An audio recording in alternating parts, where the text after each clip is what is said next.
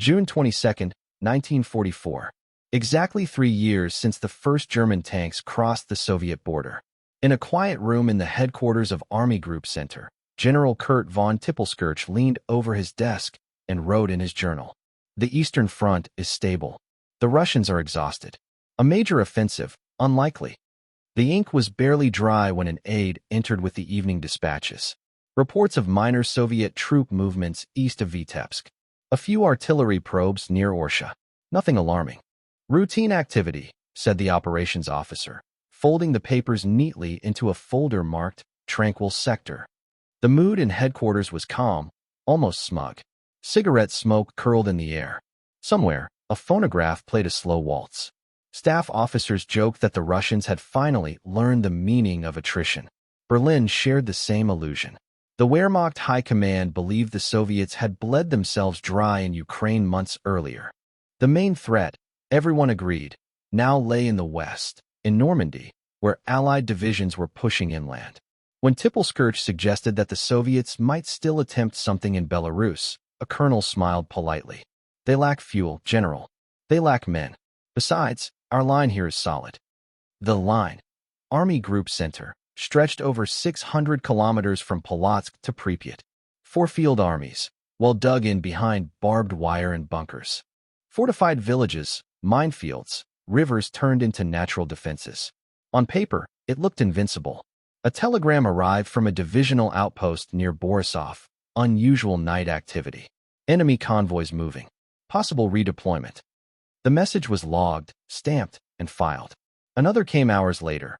Rail traffic east of Orsha increasing. Observation balloons visible. Again, noted. Nothing to worry about. In the late evening, Tippelskirch poured himself a glass of schnapps and studied the wall map. The red lines, Soviet front units, seemed unchanged. No sign of large-scale movements. "They won't attack twice in one summer," he murmured. Outside, the rain began to fall over the fields of Belarus, turning the dirt roads into rivers of mud. In that same rain, just 200 kilometers away, thousands of Soviet soldiers crouched under camouflage nets, waiting. Engines muffled, orders whispered. Along a 1,000-kilometer front, too, 3 million men stood ready. But no one in the German headquarters knew it. At 1900 hours, the evening briefing began. Logistics reported shortages of spare parts, fuel convoys delayed by Allied bombings in Poland. The staff discussed the weather, the front in France, the new anti-tank weapon being tested near Königsberg. No one mentioned the faint tremor of artillery that could already be felt through the floor. In Moscow, the final message had already been transmitted. Operation Bag Ration, commence at 4 o'clock. When midnight came, the front was silent. The Germans slept in their dugouts, confident that the night would pass like any other. A few soldiers on sentry duty noticed flashes on the horizon, mistaking them for lightning. At 3:30, the first Soviet searchlights pierced the clouds. One by one, they aligned, illuminating the German trenches as if for a stage performance. A minute later came the sound, not thunder, but the deep, rolling growl of 1,000 guns being loaded at once. An officer in Vitebsk shouted into the field telephone, "Are you hearing this? What is that noise?" Static. Then silence. At 4 o'clock sharp, the earth exploded. The bombardment began with such force that men were thrown from their bunks. In the first 90 seconds, over 100,000 shells landed on a 30-mile front. Trees vanished. Trenches filled with smoke and fire. Entire regiments ceased to exist before their commanders could reach for their maps. From Minsk to Orsha, the sky burned red. The air vibrated like a living thing. Back at headquarters, Tippelskirch stumbled into the hallway, clutching his helmet. "Report," he shouted. But there were no reports. The telephones were dead, the radio channels clogged with screams. Somewhere outside, a driver shouted, "It's begun. They're here." And in that moment, the general understood. His journal entry was already a lie. He ran to the map room. The lines that had looked so permanent just hours earlier were now meaningless. The sound of artillery rolled closer, like an ocean consuming the shore. The staff tried to restore communications, to reach Vitebsk, Orsha, Mogilev, but nothing came back. For 3 years, they had believed the Eastern Front to be unbreakable. Now, in a single morning, it began to dissolve. At 4:30, the last coherent radio message came through. Heavy fire from all directions. Can't distinguish friend from foe. God help us. Then, static. Tippelskirch stood motionless. Outside, the walls trembled. The ceiling dust fell like snow. Someone whispered, "It's impossible. They can't have this much artillery." He didn't answer. He only looked once more at the map, at the vast red frontier that was no longer a line but a flood, and said quietly, "It seems the Russians can." The night that began with confidence ended in fire.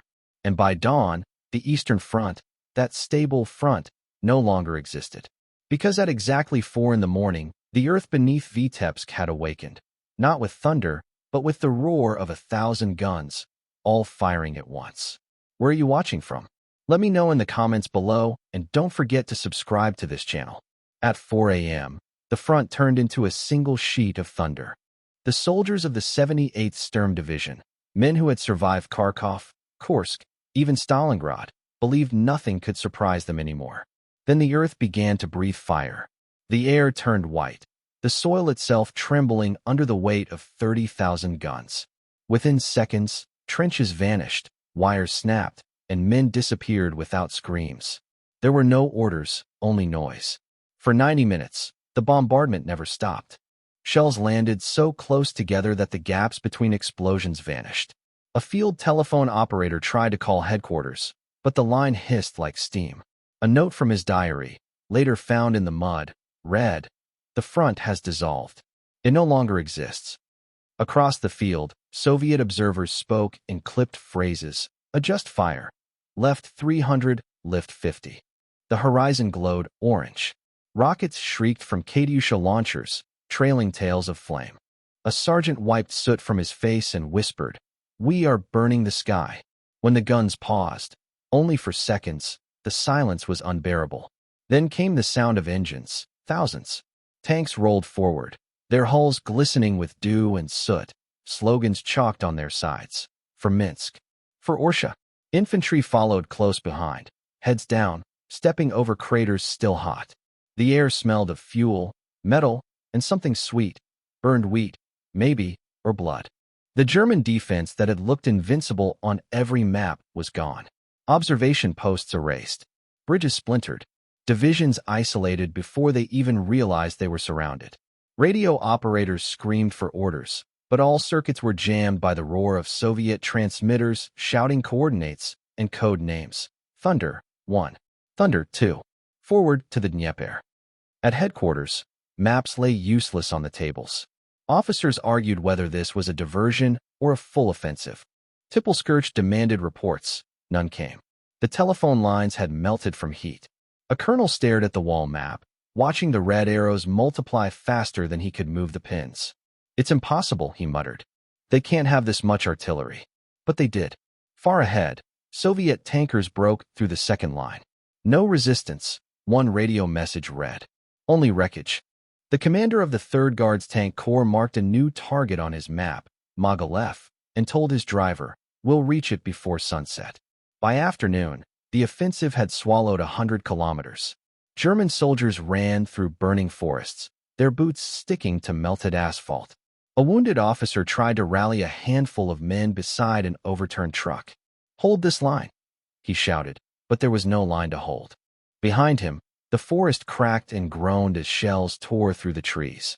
Civilians crawled from cellars after hours of shaking ground. Villages that had once been dots on German supply maps were now open wounds, roofs folded, wells on fire. A Belarusian farmer recalled later, "The sky was all one color, red and black. It was like seeing the end of the world in daylight." In the late afternoon, Tippelskirch finally reached Berlin by radio. Massive attack. Entire front engaged. Situation unclear. The reply came quickly. "Hold your positions.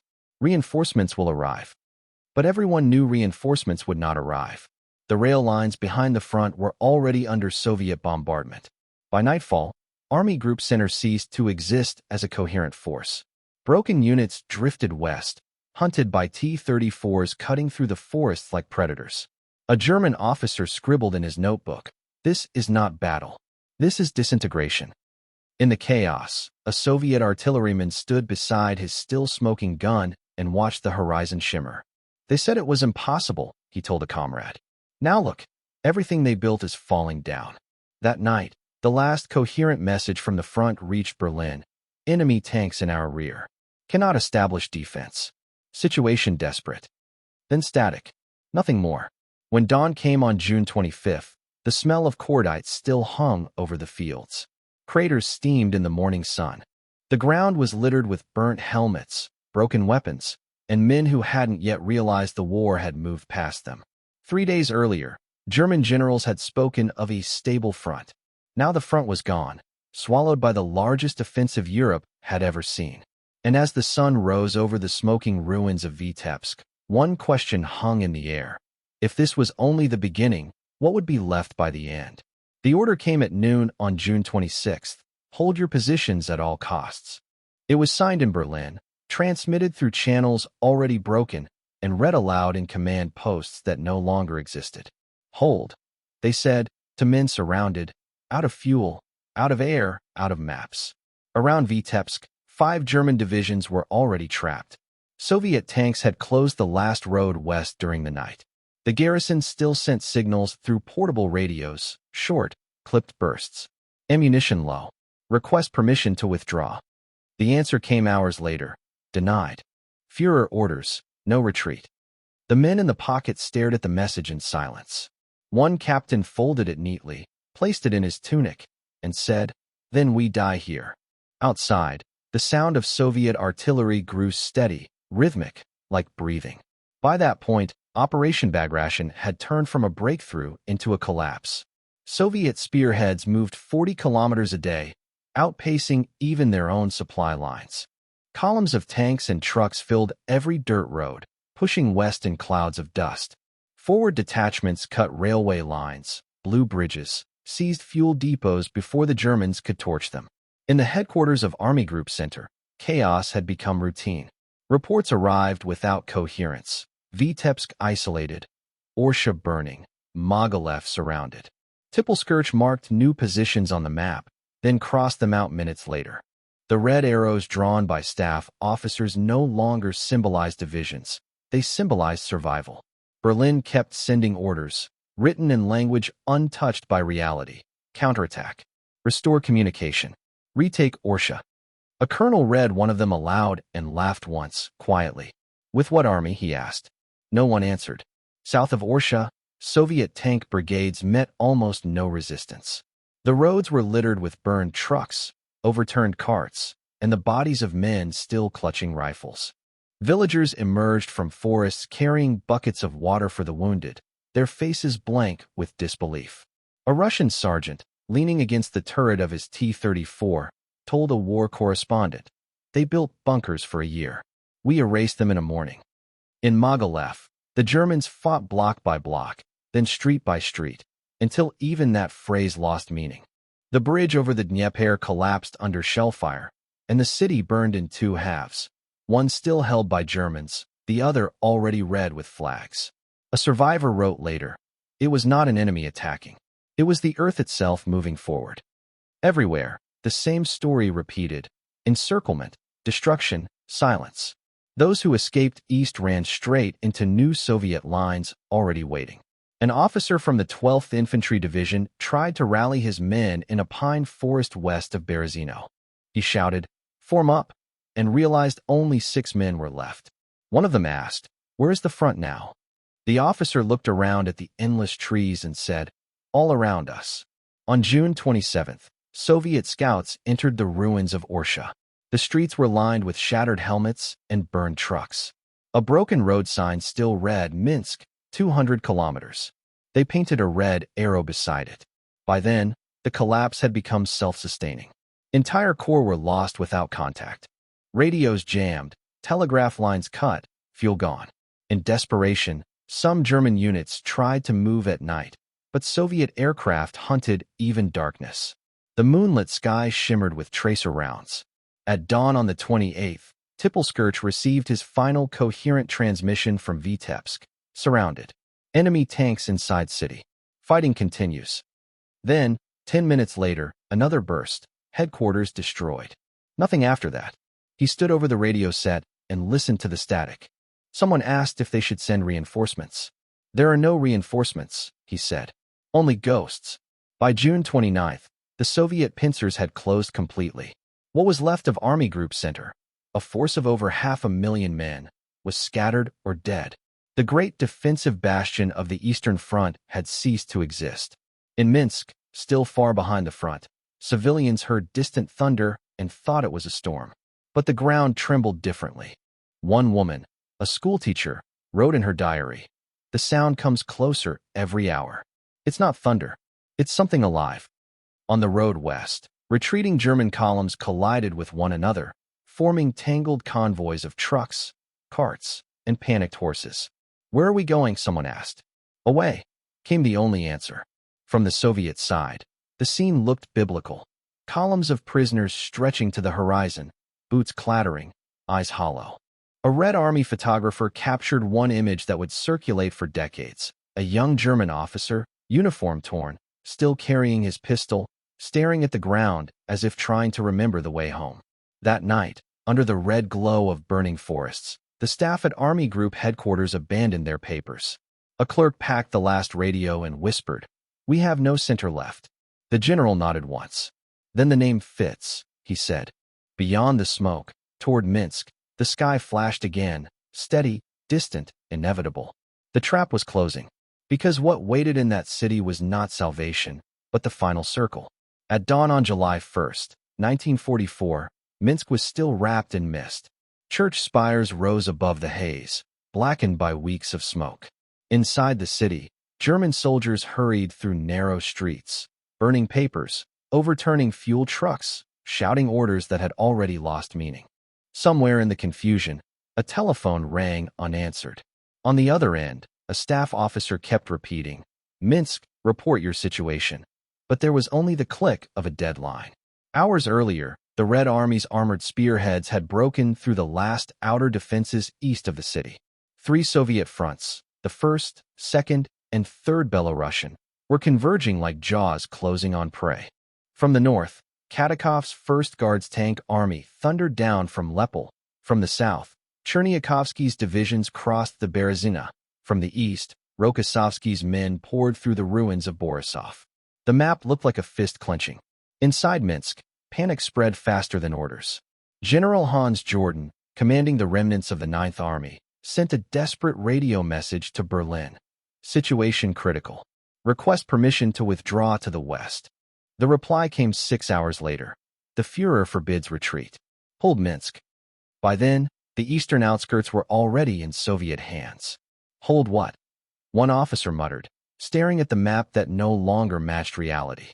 At noon, the city shook under artillery fire. Soviet shells fell in slow, steady intervals, bursting over the train yards and bridges. Smoke and brick dust rolled down the streets like fog. Civilians hid in cellars, clutching icons and blankets.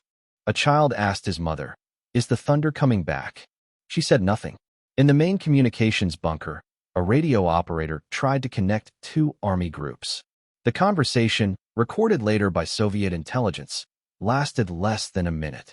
"Do you see the enemy?" "No, only dust, and it's moving toward us." By evening, Minsk was cut off from the world. The last train west derailed under air attack outside Molodechno. The station master's final log entry read, "Track destroyed. No trains, no orders, no escape." On the western approaches to the city, Soviet tank brigades raced to close the ring. Roads clogged with retreating convoys, trucks, carts, horses, men on bicycles. Some tried to move by night, using headlights covered with rags. But Soviet aircraft flew low even after sunset, firing into the moving shadows. Survivors said the forest glowed red from the tracers. The encirclement happened faster than anyone expected, even the Soviet command. Reports from forward scouts arrived in disbelief. Enemy retreating into our rear positions. A lieutenant in AT-34 described it in his diary. "We drove west and suddenly found Germans marching the same direction. They didn't shoot. They just looked at us, tired, silent, finished." By the night of July 2nd, Minsk was a furnace. Ammunition dumps exploded one after another, lighting up the clouds in green and red flashes. Soviet infantry pushed through the suburbs, moving between burning buildings. Snipers fired from rooftops, but resistance was scattered, confused. One German officer tried to rally his men at the old fortress near the river. By dawn, the fortress was gone. Only the stone gates still stood, black and hollow. In a basement near the city center, General Jordan made one last call to his corps commanders. No one answered. "The lines are dead," his adjutant said. Jordan looked at the silent phones and whispered, "So is the army." He ordered the destruction of documents, then turned to a wall map showing red arrows curling around the city. "It's already closed," he said quietly. "We're inside." On the morning of July 3rd, Soviet tanks entered Minsk from 3 directions: north, east, and south. Civilians emerged cautiously from shelters, blinking in the bright smoke.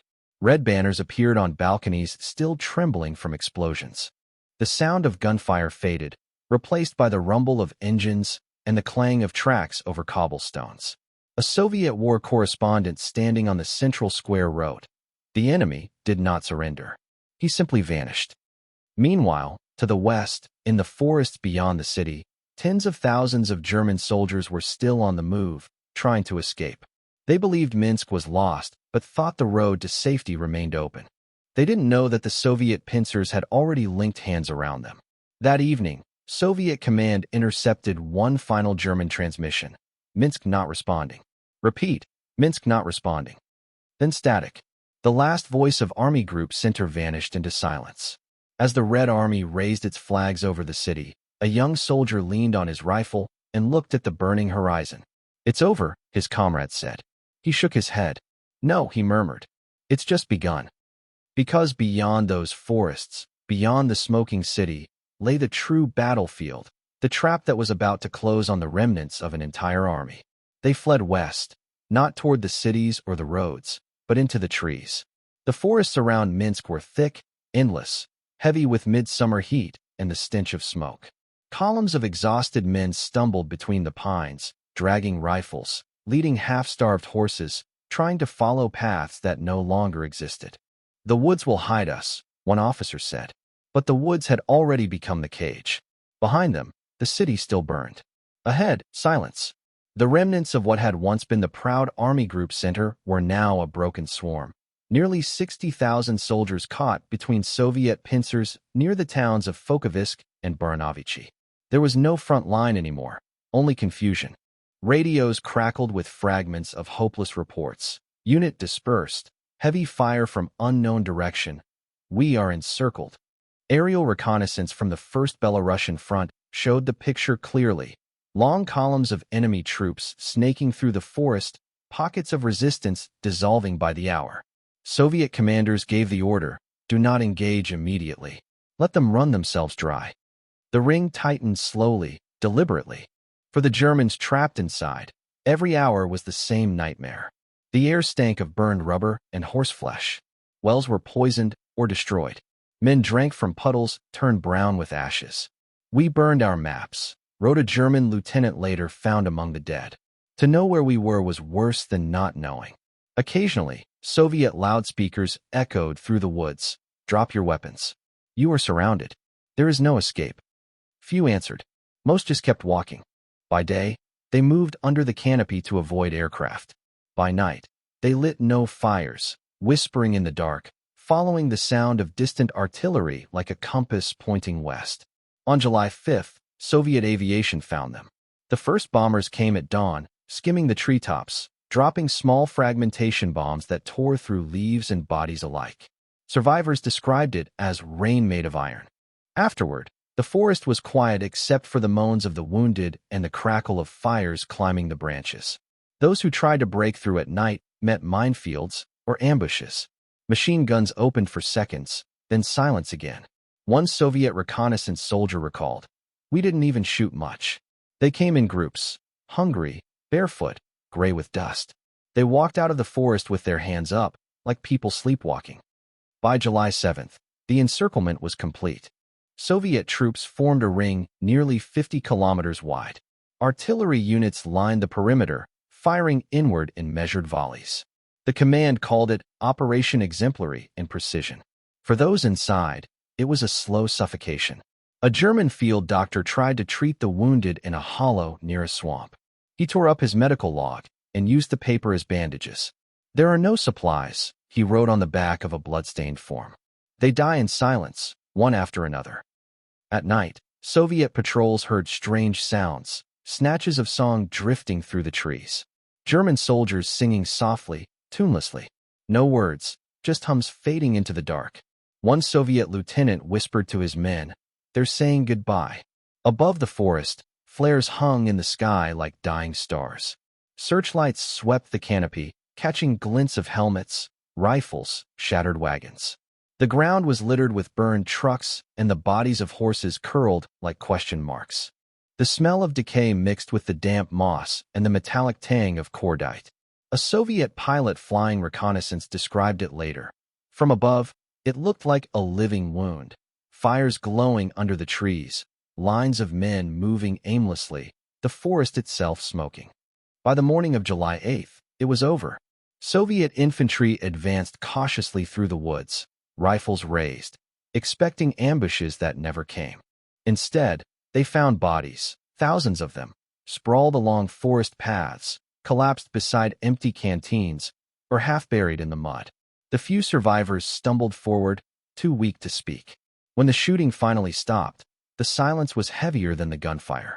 One Soviet soldier later said, "You could hear trees cracking under the weight of corpses." Reports from the front reached Moscow that evening. Enemy encirclement liquidated. Over 35,000 prisoners taken. Enemy formations destroyed. Stalin's reply was brief. "Good. Continue west." For the Germans who survived, capture brought no relief. They walked barefoot through the same forest where their comrades had fallen, past rows of shallow graves and smoldering trucks. A Soviet guard rode home. They looked not like soldiers, but like people who had already left this world. The Belarusian cauldron, as it would later be called, had swallowed an entire army. Of the tens of thousands trapped, fewer than 1 in 4 made it out alive. When the last shots faded, the forest returned to its ordinary sounds. Wind through leaves, the creak of burned trees. A Soviet officer, standing among the wreckage, lit a cigarette and looked around. "They thought the forest would save them," he said, "but it only closed over them." And somewhere beyond the western edge of that forest, the Red Army was already moving again, toward the next city, the next front, the next collapse. When the guns finally fell silent west of Minsk, the silence itself felt unnatural, like a held breath that the land was afraid to release. Smoke hung in the air for days, drifting over the forests and the roads littered with twisted metal. Horses wandered without riders. Helmets lay in ditches beside unopened ration tins. Every few hours, another column of prisoners appeared, barefoot, sunburned, eyes glazed from exhaustion. The Soviet soldiers called them the Shadows. They came from every corner of the battlefield, tankers without tanks, officers without units, medics without bandages. Some still carried their rifles, then dropped them quietly at the site of a Red Army checkpoint. A Soviet private remembered, "They didn't fight. They didn't even speak. They just sat down on the road and waited for someone to tell them what to do." By July 10th, the reports from the front were staggering. Army Group Center, once the pride of the Wehrmacht, nearly 800,000 strong, was gone. More than 400,000 were dead. Another 150,000 marched east as prisoners. The rest had vanished into the forests, never to be found. The largest single defeat in German military history had taken place in less than a month. At a Soviet field headquarters outside Baranovichi, a general unfolded a map that now stretched empty all the way to the Bug River. He stared at it for a long moment before saying quietly, "There's nothing left between us and Warsaw." His aide hesitated. "Then the road is open?" The general nodded. "Yes, but look how much it cost to open it." Everywhere the Red Army advanced, the evidence of that cost was the same. Villages flattened, rivers clogged with wreckage, forests heavy with the smell of death. In one clearing near the Berezina, soldiers found the remains of a field kitchen still warm, the soup burned to a crust on the bottom of the pot. "They left in such a hurry," said one lieutenant. "It's as if the war had swallowed them whole." Despite the triumph, there was no celebration. Victory had come too fast, too completely, to feel real. A Soviet war correspondent wrote, "We expected joy. Instead, there was quiet. We looked at the dead and realized that even a victory can sound like mourning." In Moscow, the news arrived with disbelief. The radio announced, "The enemy has suffered catastrophic losses. Minsk liberated. The Red Army continues the offensive." Crowds cheered, bells rang. But among the commanders who had seen it firsthand, there was only fatigue. "We've broken their back," one colonel said. "But we've broken a part of ourselves too." Captured German officers sat in makeshift cages of barbed wire, their uniforms soaked in mud. When asked where their headquarters was, one replied simply, "There is no headquarters." Another, older man murmured, "You haven't defeated an army. You've buried one." To the west, the Red Army's spearheads rolled forward with astonishing speed, 500 kilometers in 3 weeks. Supply columns struggled to keep up, dragging fuel and ammunition over roads that were little more than dust trails. Soviet engineers worked around the clock, laying pontoon bridges across rivers still filled with debris and the skeletons of tanks. "We had no time to count our dead," a sergeant later said. "We only counted kilometers." Inside the remnants of the German high command, panic hardened into denial. Reports from the Eastern Front read like obituaries. Contact lost with 9th Army. 12th Corps presumed destroyed. Minsk pocket eliminated. At OKH headquarters, an operator picked up a receiver and called eastward. The line hissed with static. "I need to speak to Army Group Center," he said. The reply was cold, flat, final. "I don't know who you mean. They're gone." In the Soviet camps, prisoners were counted, catalogued, and shipped in endless columns toward the east. They walked barefoot under the blazing sun, past the same villages their divisions had burned 3 years earlier. An interpreter noted how many refused to speak. "They had no words left," he wrote. "Only silence, and the sound of boots in the dust." Yet, for the Red Army, the victory had changed everything. For the first time since the beginning of the war, they were not just defending, they were advancing into Europe. Generals spoke cautiously of Warsaw, even Berlin, though few dared to say it aloud. "We are walking through the ruins of one world," a political officer told his men, and into another. By mid-July, the front had stabilized briefly along the Neman River. The fields still burned at night, their flames reflected in the water. A Soviet medic wrote home, "We keep moving west, but I can't stop seeing the faces of those we left behind. Maybe the dead are the only ones who understand how big this victory really is." That same night, a convoy of supply trucks rolled through the ruins of a Belarusian village. The driver looked out at the moonlight shining on the wreckage and muttered, "We've reached the end of the earth." His passenger shook his head. "No," he said quietly, "just the beginning of Europe." Behind them, the forest still smoked, the rivers still carried the dead. Ahead lay Poland, and beyond that, Germany itself. The war was far from over. But for the men who had survived Bagration, one truth was clear: there would never again be a German army strong enough to stop them. On the morning of July 4th, 1944, Berlin was strangely quiet. The corridors of the Reich Chancellery smelled of cigarette smoke and stale coffee. Outside, the air was heavy with summer heat, but inside the Wolf's Lair, the temperature had dropped to ice. General Zeitzler, chief of the Army General Staff, stood at the end of a long table, a report trembling in his hand. "Mein Führer," he said carefully, "we have lost Minsk." Hitler didn't look up. He was bent over a map covered in red and blue pins that no longer meant anything. "Minsk," he repeated after a pause. "You mean the suburbs?" "No," Zeitzler answered quietly. "The city. Entirely." Hitler's pencil snapped in his fingers. The sound echoed like a gunshot in the concrete room. For several seconds, no one moved. Then he muttered, "That's impossible. A city cannot vanish in 3 days." But it had. Reports from the Eastern Front were coming in like death notices. Vitebsk, gone. Orsha, gone. Mogilev, gone. The entire Army Group Center, 800,000 men, had ceased to exist. Telegrams from surviving officers spoke of catastrophic collapse, complete disorganization, and enemy advancing in all directions. Hitler waved them away. "Lies," he said. "Cowardice. Betrayal." He turned to his staff, his face red and swollen with rage. "The generals have failed me again. They have no will to fight. The enemy cannot be that strong." They are bluffing. Zeitzler tried to speak, his voice dry. My Führer, we no longer have a front. The Red Army has broken through in 6 sectors. They are advancing toward Vilnius. If we don't pull back. Hitler exploded. Never. I forbid retreat. We will counterattack. I want Steiner's corps to form a new line at the Berezina. They will hold. They must hold. But Steiner's corps doesn't exist anymore, whispered another officer. Hitler glared at him until the man looked at the floor. For the next hour, the room filled with the sound of Hitler's voice. Angry, exhausted, spiraling between denial and fury. One stenographer later said it was like listening to a man arguing with ghosts. He shouted about traitors, cowards, saboteurs, and invisible enemies. Finally, he slammed his fist on the table and shouted, I don't believe these numbers. No army can lose 500,000 men in 3 weeks. No one dared to answer. After the meeting, Zeitzler left the bunker pale and silent. He handed his resignation to an aide and walked out into the humid air. He's gone mad, he said simply. And now the country will follow him. Inside, Hitler stayed alone with his maps. Witnesses said he sat in silence for a long time, then began tearing reports into small pieces. The sound of paper ripping was the only noise in the room. They'll come back, he muttered.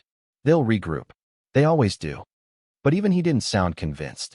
Meanwhile, in Moscow, the Red Army's newspapers printed a simple headline, Minsk liberated. In Vilnius, Soviet tanks were already rolling into the outskirts. The front was moving west faster than the German High Command could print new maps. In Berlin, the radio made no mention of Belarus. Instead, it spoke vaguely of local redeployments and flexible defense operations. The German people heard only fragments of the truth, phrases like strategic withdrawal and temporary loss of contact. But rumors spread faster than official reports. By nightfall, the word Minsk was being whispered in every air raid shelter. Inside the propaganda ministry, Goebbels wrote in his diary, the situation in the east is grave beyond measure. The Führer is enraged, convinced the army has betrayed him. We speak of miracles, but none are left. At the same time, in a ruined building back in Belarus, a Soviet soldier sat on a pile of bricks, staring at the blackened skyline of Minsk. 3 years they marched to get here, he said quietly to his comrade. We took it back in 3 weeks. The contrast between those two worlds, the madness of Berlin and the silence of the battlefield, could not have been greater. In the Wolf's Lair, maps were still being moved, imaginary divisions still redrawn, phantom counterattacks still ordered. We will form a new front, Hitler said late that night, pacing the room. We will stop them at the Niemen River. But when his aides checked, there were no troops left to stop anything. General Guderian, summoned from retirement, arrived the next day. He looked over the latest reports and said bluntly, the Eastern Front no longer exists. Hitler turned on him instantly. You are defeatist. You want to surrender. Guderian replied, no, my Führer. I want to survive reality. Outside, the July rain began to fall, washing dust from the broken windowsills. Inside, Hitler's war map bled red ink. By then, Soviet units were already crossing into Lithuania. The front line had become a rumor. The once invincible Wehrmacht was retreating faster than its own orders could follow. And for the first time since 1941, it was not Moscow trembling, it was Berlin. The news of the disaster spread quietly through the German officer corps. One colonel wrote in his diary, the Führer refuses to see the truth. He still thinks in terms of victory. But for us, the war is no longer about winning. It's about surviving the next month. And as trains full of wounded arrived from the east, Berliners finally began to understand what the silence on the radio had meant. The war was changing, not in Russia's favor, not in Germany's favor, just changing, turning cold, inevitable, unstoppable. The generals now knew what Hitler never could. This was no longer a war for conquest. It was a war for survival. By the end of July 1944, the maps in Moscow aged faster than they could be printed. The Red Army was no longer advancing. It was rushing, devouring distance. From the Berezina to the Niemen, from Vilnius to the Vistula, the front rolled forward like weather. Unstoppable, shapeless, inevitable. Columns stretched for miles. Tanks at the front, fuel trucks behind, and soldiers asleep on fenders, boots still tied. They ate, marched, and fought without pause. "We don't move by hours anymore," one officer wrote. "We move by rivers." Vilnius fell, then Grodno. Bridges collapsed under their own traffic, but engineers rebuilt them within hours, hammering planks into place while artillery thundered upriver. At the Niemen crossing, a sapper sergeant remembered, "We didn't even look up at the shells. We just kept driving nails." Foreign correspondents who joined the advance were stunned. An American journalist wrote, "They move like a tide. No beginning, no end, only direction." In one Polish village, a bell rang as Soviet tanks passed through. No one knew whether it was joy or mourning. Women handed water to men black with dust and oil. The soldiers drank silently, nodded, and marched on. They were chasing an army that was already dead but didn't know it yet. Behind them lay a wasteland, burned villages, twisted rails, fields littered with helmets. Ahead, the broad, brown Vistula River. On the opposite bank stood Warsaw, gray in the haze, waiting. The mood had changed. A month earlier, there had been rage, revenge, triumph. Now there was something colder, precision, inevitability. Stalin's orders were simple: reach the Vistula, secure bridgeheads, prepare for Warsaw. No celebration, no speeches, just the next line on the map. The crossings began under fire. Engineers built pontoons at night, whispering instead of shouting. Every nail sounded like thunder, one sapper said. They worked until dawn, sweat mixing with river mist. When a bridge gave way and a tank slid into the current, the men didn't curse. They pulled another pontoon into place. On July 29th, the first Soviet bridgehead formed near Magnusu. Another followed at Puławy. By August 1st, they were holding ground on the western bank, just 50 miles from Warsaw. Then came the news, whispered first, then confirmed. The city had risen. Civilians and resistance fighters had attacked German garrisons inside Warsaw. "The city itself is fighting," a radio operator said, his voice shaking. The soldiers on the Vistula stopped and listened. Across the river, in the heat haze, faint echoes carried, distant explosions, the crack of small arms. They couldn't see the battle, but they could feel it. Orders arrived. Hold positions. Do not cross. The men read the message in silence. One captain tore it in half. "They're dying over there," he muttered, "and we're building bridges to nowhere." That night, artillerymen watched the glow of fires on the horizon. The city burned, orange, steady, alive. It looked, one of them said later, like the sun had fallen into Warsaw and refused to rise again. In Moscow, the newspapers printed triumphant headlines about the liberation of Belarus. The word Warsaw appeared only once, in a small paragraph near the bottom of the page. On the front, soldiers spoke of it quietly. "We are close enough to hear them," said a young lieutenant, "but too far to help." Another answered, "Maybe that's what victory sounds like," someone else screaming. By the end of July, the Red Army had advanced 600 kilometers in 5 weeks. They had reached the Vistula, less than 500 miles from Berlin. The world marveled at the speed. Few noticed the pause. The offensive had become a silence. Trucks idled, bridges half-built, orders pending. The Vistula flowed between two wars, one ending, one waiting to begin. And on its far bank, Warsaw still fought alone. When the guns finally fell silent, no one celebrated. The men on the Vistula were too tired to shout, too hollow to care. They had seen entire armies vanish and cities turn to dust.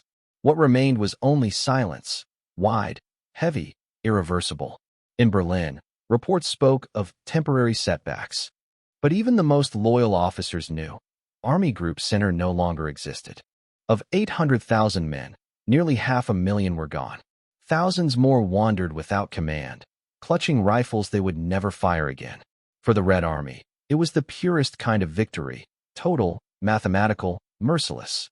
In just over a month, they had advanced 500 kilometers and destroyed the core of Hitler's Eastern Force. No front in modern history had collapsed so completely or so fast. A Soviet officer wrote in his notebook, "We entered towns where no one lived. Only dogs and the smell of iron." Another added, "We liberated the land, but not its people." The triumph was too large to feel. The Germans had believed in their own myth, discipline, order, the strength of the East Front. Bagration crushed that illusion. After this, one captured officer said, We understood the war was already lost. We only hoped to survive long enough to see its end. In Moscow, the Stavka issued its report in 12 sentences. Objective achieved.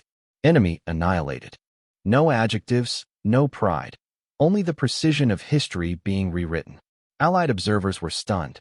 British intelligence called it a masterpiece of operational art. An American general wrote, "If Stalingrad broke their confidence, this destroyed their hope." But for those who fought it, none of the words mattered. They had walked through too many burned fields to believe in glory. On the ground, wreckage told the story better than reports. Abandoned helmets in the mud. Horses still tied to carts. Field kitchens with cold soup in their pots. The front had moved on before the food had cooled. By August, Soviet tanks already rolled toward Warsaw, and beyond it, Berlin. The air itself seemed to lean westward, drawn by momentum. Generals spoke softly. The road is open. No one cheered. Everyone understood what waited at the end. In one ruined Belarusian village, a small boy emerged from a cellar, barefoot, holding a rusted German helmet. When a Soviet soldier asked him where his family was, the boy pointed to the sky and said, "Gone there." The man nodded and gave him a piece of bread. Neither spoke again. That was what victory looked like, quiet, gray, unfinished. The numbers would fill archives. 200 German divisions destroyed, 450,000 casualties, 30,000 square miles liberated. Yet the real weight of Bagration was invisible, in the faces of men who had seen victory and found no joy in it. A Soviet soldier wrote home, "We are moving, always moving. Sometimes I think the earth itself is tired of us." In a captured field hospital, a nurse noticed, "They don't curse anymore. They just stare. Everyone has the same eyes." Operation Bagration changed the war and the world. It ended the illusion of German strength and made the fall of Berlin not a question, only a date. From that summer onward, history had direction, and it pointed west. Germany would fight 10 more months, but its fate was sealed in those burning fields of Belarus, when an empire cracked, and the sound of it carried all the way to Berlin.